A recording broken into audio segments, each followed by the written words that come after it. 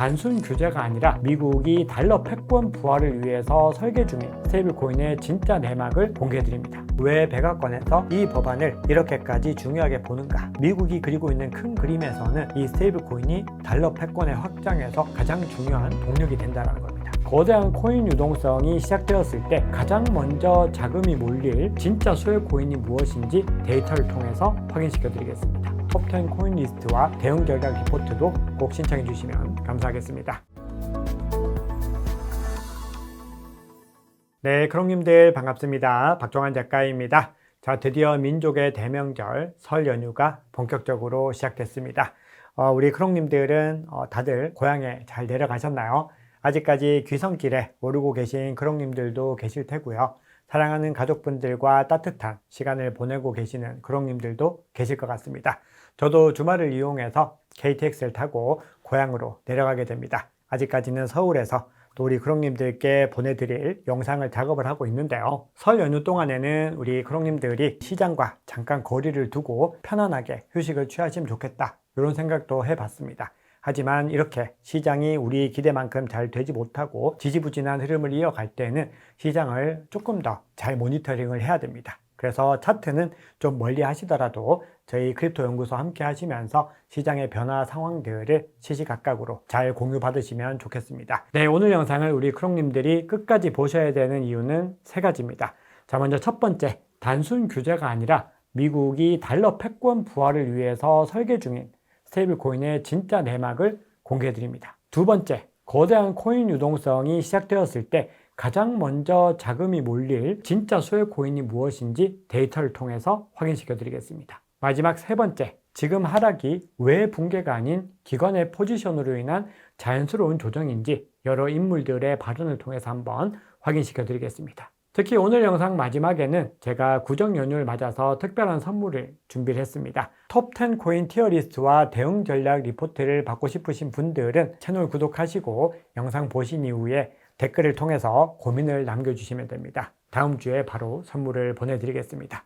자, 그러면 단기적인 관점에서 한번 살펴보겠습니다. 자, 지금 시장에서는 크립토 윈터로 접어든 것 같다 라고 하는 대세 하락장 내러티브가 커뮤니티에서 굉장히 많이 만연해 있습니다. 현재 지배적인 내러티브로 볼 수 있는데요. 우리가 시계를 조금만 더 돌려봤을 때 가격이 횡보 국면에서 과거와 같은 사이클 흐름은 나오지 않을 것이다, 변화되었다라는 관점들이 더 많이 지배적인 상황에서 갑자기 가격이 많이 크게 하락하는 것들을 볼 수 있었죠. 그럼 지금 시점에서는 대세 하락장 내러티브가 더 월등하게 강해진 만큼 오히려 시장은 또 반대로 시그널이 나올 수 있습니다. 즉 시장의 기대와는 늘 반대로 움직인다는 부분들을 유념하셔야 됩니다. 자, 하지만 그럼에도요, 우리가 지금 시점이 중단기적으로 어떻게 된다라는 부분들을 누구도 섣불리 예측하기는 어렵습니다. 그럼 우리는 대세 하락장으로 접어들 수 있는 그 가능성에 대한 부분들도 열어두고서 전략을 세우셔야 되는데요. 그 전략들에 대해서는 제가 설 연휴에 월요일과 수요일에 올려드리는 콘텐츠에서 자세하게 확인하실 수 있습니다. 자, 현재 비트코인 가격대는 촬영 시점 기준으로 67K를 중심으로 움직이고 있는데요. 이 가격이 현재 구간에서 지지부진한 움직임을 이어간다라고 했을 때는 수급에 불균형이 생기면서 단기적으로 60K 초반까지는 내려갈 가능성을 염두에 둬야 된다고 제가 시황에서 한번 언급을 드렸습니다. 그리고 쌍바닥을 짚고 나서 올라갈 가능성을 염두에 둬야 되는 거죠. 그러면 60K 초반대까지 내려가고 만약에 그 구간을 지켜내지 못한다라고 했을 때는 55.6K까지도 열려 있다는 겁니다. 그럼에도 아직까지는 크립토 윈터 구간이다, 이렇게 볼 수 없습니다. 만약에 크립토 윈터 구간으로 진짜 진입한다라고 했을 때는 비트코인 가격이 40K, 더 극단적으로는 40K 아래로까지도 내려갈 수 있다는 부분들도 염두에 둬야 되죠. 하지만 개인적인 관점에서는 그럴 가능성이 일단 높지 않다라고 보고 있는 것이고요. 우리는 지금 시점에서는 섣불리 가격 구간들을 예측하기보다는 대응 전략을 중점적으로 가져가셔야 됩니다. 자, 그러면 현재 시점에서 시나리오를 세 가지로 한번 나눠 본다라고 했을 때 첫 번째는 특정 구간대에서 축적을 이어가면서 바닥 다지기에 들어갈 수 있는 가능성이 있고요. 두 번째는 강하게 반등으로 이어질 가능성도 열려 있습니다. 그리고 세 번째는 더 깊은 하락장으로 접어들 수도 있는데요. 현재까지의 흐름으로 봤을 때는 일단 첫 번째 시나리오가 가장 확률이 높다라고 생각을 합니다. 그래서 지금 시점에서 그러면 그 구간들을 지켜내는지 그 여부들과 그리고 지금 현재 구간에서 어떻게 대응 전략을 가지고 가야 되는지를 살펴봤을 때는 비트코인과 이더리움에 집중해서 전략을 가져가셔야 되고요. 그리고 티어별 투자 전략과 시나리오별 대응 전략들도 굳건하게 유지를 하셔야 됩니다. 앞서 강조드렸듯이 예측보다는 대응이고 비트코인의 핵심 구간을 55에서 65, 70K까지 사이를 놓고서 이 구간에서 변동성은 가능한 것이다 라는 부분들을 염두에 두는 거죠. 그래서 안전형 포트폴리오를 통해서 생존에 더 집중을 하면서 가야 됩니다. 자, 제가 이번 주 라이브 스터디에서 지난주에 가격이 굉장히 많이 하락했던 구간 매매일지를 공유를 드렸습니다. 바이더딥 전략을 가져간 부분들을 말씀을 드렸는데요. 말씀을 드리면서 중요한 포인트들을 몇 가지 짚어드렸습니다. 자, 지금 시장이 추가적으로 더 하락을 할 수 있을 가능성들 열려있다라고 하지만 그러면은 그럴 가능성에 베팅해서 내가 가지고 있는 물량을 다 팔고 더 바닥에서 짚을 수 있을 것인가? 그 부분들은 아마 그렇게 하기가 쉽지 않으실 겁니다. 그리고 매도를 해야 된다라고 했을 때도 이미 수익률 자체가 좋지 못해서 더 매도할 수 없다라는 관점들도 많이 가지고 계신 거죠. 그러면은 지금 시점은 계속해서 꿋꿋하게 버티면서 좋은 포인트들을 함께 찾아가는 전략들이 더 유리합니다. 즉 일관된 전략들과 그리고 지속성이 더 중요하다는 거죠. 자, 그리고 또 하나 중요한 부분들을 말씀을 드려보자면은 제가 바이더딥을 말씀을 드렸지만 더 낮은 구간까지 내려갈 가능성도 염두에 두고서 전략을 세운 거죠. 그러면은 현금 보유를 계속해서 일정 부분 유지하면서 더 낮은 구간에서는 바이더딥 전략을 이어가는 것이 중요합니다. 그런데 특정 구간에서 못 샀다고 해서 거기에 대해서 자괴감을 느끼실 필요가 있는가? 그럴 필요도 사실은 없습니다. 우리 장기 투자자들은요, 특정한 타이밍이 아니라 긴 호흡의 전략을 가져가는 것이 중요합니다. 특정 구간에서 사냐 마느냐 보다는 계속해서 내 전략을 이어가는 것이 중요하다는 거죠. 결론적으로 내가 굉장히 낮은 구간에서 물량을 샀지만 대부분은 1%에서 많아도 5% 내외로 추가적인 진입을 할 수 있을 텐데 그렇게 진입을 했다라고 해서 평단가를 극적으로 낮출 수는 없다는 거죠. 하지만 이 과정들이 지속적으로 계속해서 반복됐을 때는 어떻게 될까요? 중요한 구간에서 꾸준히 바이더딥을 하고 고평가된 구간에서는 일정 부분 꾸준히 매도하면서 계속해서 포트폴리오를 리밸런싱 한다라고 했을 때는 3개월, 6개월, 1년 후의 결과는 확연하게 달라져 있을 겁니다. 그래서 우리는 지금 시점에서 그 전략을 가져가셔야 되고요. 제가 설 연휴 컨텐츠를 통해서 그 전략들을 어떻게 가져가시면 되는지를 좀 자세하게 말씀을 드려볼까 합니다. 자, 그러면 오늘 본격적인 이야기를 하기 전에 시장 전망이 굉장히 궁금하실 겁니다. 그리고 어떤 트리거에 의해서 시장이 반등할지 그 부분들도 우리 크롱님들 굉장히 궁금하실 텐데요. 일단 지금 현재 시점에서 가장 중요한 부분들 초단기적으로는 거시경제 지표들을 보셔야 됩니다. 이 지표들이 물가가 꺾이고 있는지 고용이 어떻게 되는지 그 부분들이 가격에 일정 부분 반영이 될 겁니다. 그리고 더 멀리 봤을 때는 케빈 워시가 이제 상원 인준을 마치고 본격적인 임명 절차까지 이루어졌을 때 시장에서는 불확실성에 대한 부분들이 제거가 될 수 있죠. 그런데 더 중요한 이슈들은 따로 있습니다. 바로 시장 구조 법안 관련된 부분인데요. 시장 구조 법안이 상원을 최종적으로 통과하는지 그 여부들을 지켜보셔야 됩니다. 그런데 그 과정 전에 또 하나의 이벤트가 있는데 바로 백악관 회의에서 결정되지 못한 부분이죠. 은행위의 가장 중요한 쟁점입니다. 스테이블 코인을 통해서 이자를 받을 수 있을 것인가 없을 것인가, 이 부분들이 결정이 되어야지 시장 구조 법안의 효과도 더 유의미하게 발현이 될 수 있습니다. 그러면은 이 부분들이 결정이 된다라고 했을 때는 가격의 호재로 작용을 하게 되고요. 그리고 최종적으로 시장 구조 법안까지 통과가 되면은 중장기적으로 더 큰 호재로서 작용을 할 수 있는 겁니다. 그리고 중간선거 이슈도 굉장히 중요하죠. 중간선거를 기점으로 한 유동성 공급이 어떻게 이루어지느냐에 따라서도 시장의 관점들은 달라질 수 있습니다. 그래서 시장에서 현재 가장 설득력을 얻고 있는 시나리오들, 제 개인적인 관점과도 상당히 비슷한데요. 1분기 동안에는 일단 약세 국면을 조금 더 이어가지만 2분기에 시장 구조 법안이 조금 더 선명해지는 구간을 기점으로 해서 가격의 반등이 시작이 되고 3분기에 중간선거를 필두로 해서 가장 정점을 찍을 수 있다는 관점들이 설득력을 얻고 있습니다. 그리고 4분기에는 다시 상승분을 반납하고 내려갈 수 있다는 요 시나리오들이 있는데요. 이 시나리오대로 고지고대로 간다는 의미가 아닙니다. 우리는 큰 그림을 가지고서 어떤 이벤트들과 어떤 포인트들을 주목해야 되는지를 점검을 하면서 대응 전략을 이어가셔야 된다는 겁니다. 자, 이렇게 단기적인 모멘텀과 관련해서 이야기를 나눴습니다. 그런데 본격적인 이야기는 지금부터입니다. 크롱님들께 장기적으로 우리가 이 시장을 신뢰하고 계속해서 굳건하게 내 전략을 이어갈 수 있는 그 이유를 설명해 볼 텐데요. 이번 주에 백악관에서 스테이블 코인 관련된 회의가 있었습니다. 그것도 첫 번째가 아니라 두 번째 회의입니다. 같은 회의를 두 번이나 했다는 것은 1차 회의에서 성공적인 도출안이 나오지 않았다는 것이고, 또 하나는 이 회의가 굉장히 중요하다는 것을 의미합니다. 코인 투자자라면은 그 어떤 지표보다도 이 이벤트를 주목해 보셔야 되는데요. 단순하게 누가 이기고 지는 싸움이 아니라 앞으로 우리가 사용할 돈의 길 자체가 바뀌는 굉장히 중요한 과정 가운데 있습니다. 그러면 이 거대한 설계도가 완성되었을 때 가장 먼저 그 길을 따라서 트래픽이 몰릴 곳은 어딜까요? 그리고 어떤 코인과 종목을 주목해야 될까요? 그 이야기들 한번 나눠보겠습니다. 네, 이번 백악관 회의에는 전통은행과 크립토 산업의 리더들이 다 모였습니다. 한번 보시면은 골드만삭스, JP모건, 그리고 웰스파고나 시티은행 같은 굵직굵직한 금융회사들이 다 모였고요. 그리고 크립토 진영에서도 코인베이스와 A16G, 그리고 블록체인 협회까지 다 동참을 하면서 서로 다양하게 의견을 나눴습니다. 이번 회의의 핵심도 쟁점은 매우 단순했습니다. 스테이블 코인이 이자를 줘도 되는가? 이 여부였는데요. 은행들은 이런 논리를 펼쳤죠. 지금 미국 은행 시스템에는 6.6조 달러의 예금이 쌓여 있고, 만약에 USDC나 USDT 같은 스테이블 코인이 예금보다 이자를 더 주기 시작하면은 은행은 흔들리게 될 것이다. 즉 본인들의 밥그릇이 기하급수적으로 줄어들 것이다. 이 부분들을 염려하고 있습니다. 그러면서 이자를 전면적으로 금지해야 된다. 이렇게 강경안을 유지하고 있죠.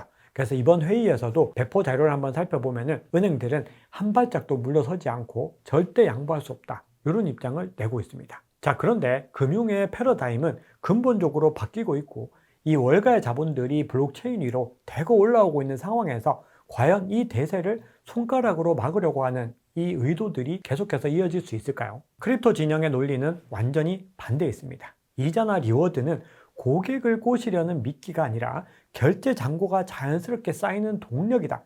즉 결제를 더 많이 늘리는 쪽으로 무게감을 싣고 있는 것이죠. 스테이블 코인 위에 결제 생태계를 올리려면 사람들이 잔고를 유지할 이유가 있어야 된다는 겁니다. 그 이유는 자연스럽게 수익이 될 수밖에 없겠죠. 자, 그런데 이 회의가 끝나고 나서 언론들은 타협점을 전혀 찾지 못했다라고 부정적인 입장을 내보였지만, 리플의 최고 법무 책임자이죠. 스튜어트 알더루티는 회의 직후에 이 회의가 생산적이었다. 이렇게 얘기를 했습니다. 즉 원칙 충돌에서 타협 설계로 넘어가려는 움직임들이 점진적으로 포착이 되고 있다. 이렇게 암시를 하고 있습니다. 자, 거기다가 더 중요한 변화들도 계속해서 포착이 되고 있는데요. 백악관 회의가 이루어지기 전에 또 중요한 기사들이 나왔습니다. 이 포인트는 연준의 크리스토퍼 월러 이사가 가장 먼저 언급을 하면서 꺼내든 카드인데요. 바로 스키니 마스터 계좌라는 것이 있습니다. 이 요지는 핀테크나 일부 크립토 기업에게 연준 결제망에 제한적으로 접근할 수 있는 권한을 주겠다는 겁니다. 그동안의 연준 결제망은 전통 은행들만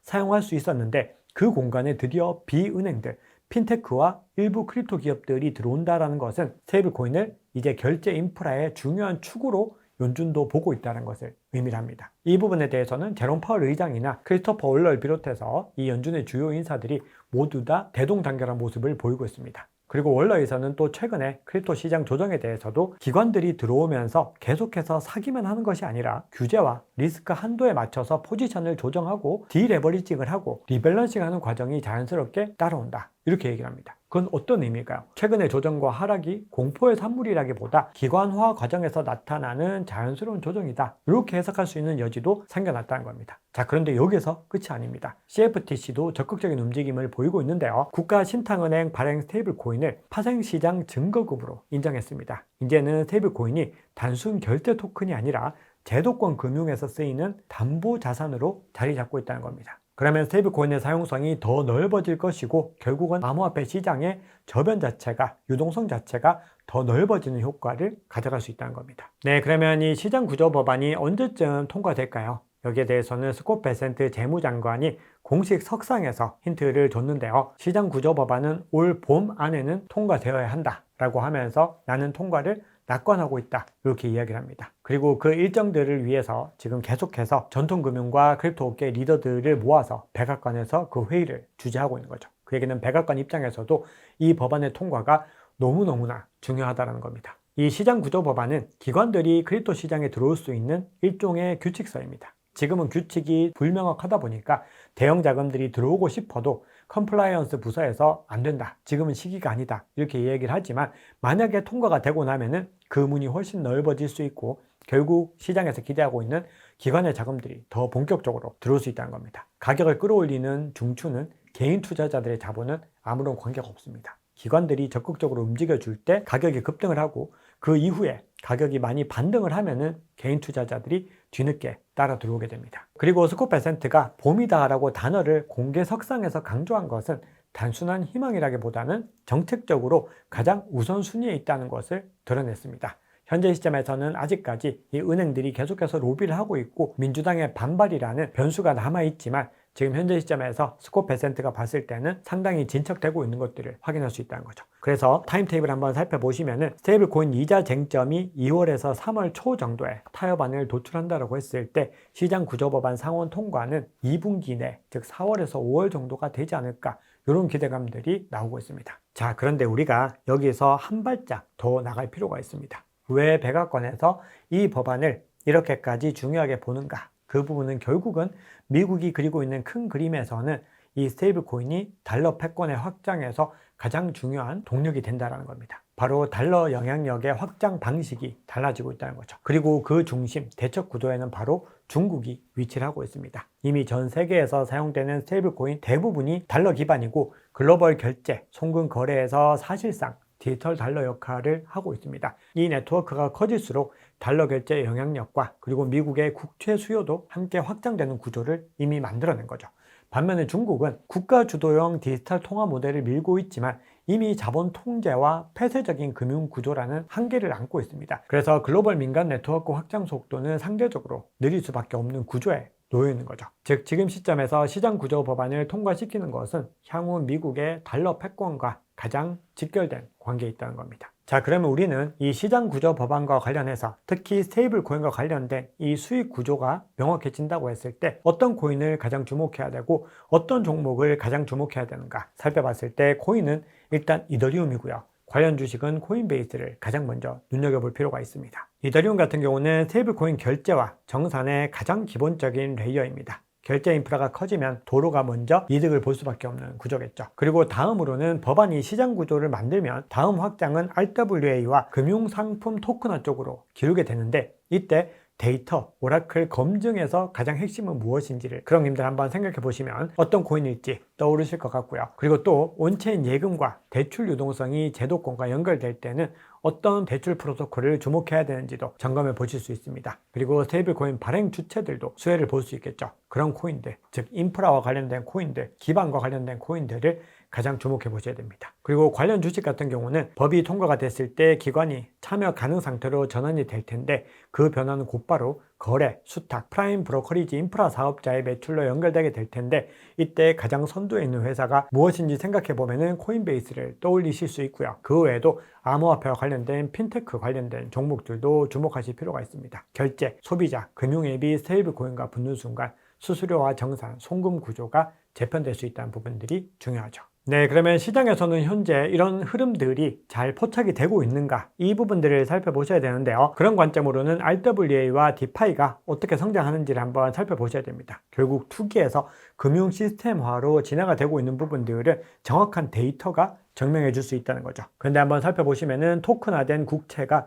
2024년 이후로 그야말로 폭발적으로 성장하고 있습니다. 거기다가 AV의 누적 대출 규모와 그리고 스마트 컨트랙트에 묶인 이더리움의 증가도 계속해서 늘어나고 있는 것들을 확인할 수 있기 때문에 전체적인 큰 흐름과 기초 체력이 같이 상승하고 있는 것들도 확인할 수 있습니다. 자, 그래서 우리는 지금 시점에서 어떤 포인트를 가장 주목해야 되는가? 크게 세 가지 정도로 볼 수 있습니다. 제가 단기, 중기, 장기로 한번 정리를 해봤는데요. 먼저 첫 번째, 단기적으로는 백악관에서 가장 공을 들이고 있는 스테이블 코인 이자 타협안이 어떻게 도출될지에 따라서 가격에 반영될 가능성이 높습니다. 만약에 크립토 진영과 전통은행들이 타협안을 잘 찾게 된다고 했을 때는 시장이 단기적으로 반등할 수 있는 소스로서 작용할 수 있겠죠. 다음으로는 시장 구조 법안이 상원을 통과하게 됐을 때 중기적인 상승 기반을 마련하게 됩니다. 그리고 연준의 결제망과 관련된 부분들은 장기적인 호재에 가깝습니다. 이제 스테이블 코인이 은행 시스템과 연결되면서 경쟁하는 존재가 아니라 함께 쓰이는 결제 인프라로 성장하는 근본적인 변화로 볼 수가 있는 겁니다. 결론적으로 금융의 룰이 다시 쓰이고 있고, 이는 단순 싸움이 아니라 아주 치밀하고도 근본적인 설계의 과정이고, 그만큼 중요한 과도기에 있는 만큼 단기 변동성이 존재하지만 큰 흐름은 제도권 편입, 그리고 시장구조법안의 통과로 사실상 방향성이 모아지고 있습니다. 그래서 우리는 단기적인 변동성과 가격 변화에 일희일비할 수 있지만, 그럼에도 차분하게 긴 호흡으로 시장을 바라보셔야 됩니다. 네, 오늘 준비한 이야기는 여기까지입니다. 자, 이 하락장 이후에 지지부진한 흐름에 우리 크롱님들 많이 지치셨겠지만, 이거는 꼭 하나 기억해 주시면 좋겠습니다. 지금의 변동성은 거대한 유동성이 들어오기 전 전략적 리셋일 가능성이 더 높습니다. 우리는 지금 시점을 가장 효율적으로 활용할 필요가 있습니다. 자, 그리고 앞서 말씀드린 구정 특별선물 톱10 코인 리스트와 대응 전략 리포트도 꼭 신청해 주시면 감사하겠습니다. 네, 늘 강조드리듯이 수익보다 생존이 먼저입니다. 끝까지 원칙을 잘 지키고 대응 전략 가져가셔서 생존하셨을 때 높은 수익으로 보답받으실 수 있습니다. 네, 박 작가가 우리 크롱님들의 행복한 투자, 성공 투자를 끝까지 응원하겠습니다. 감사합니다.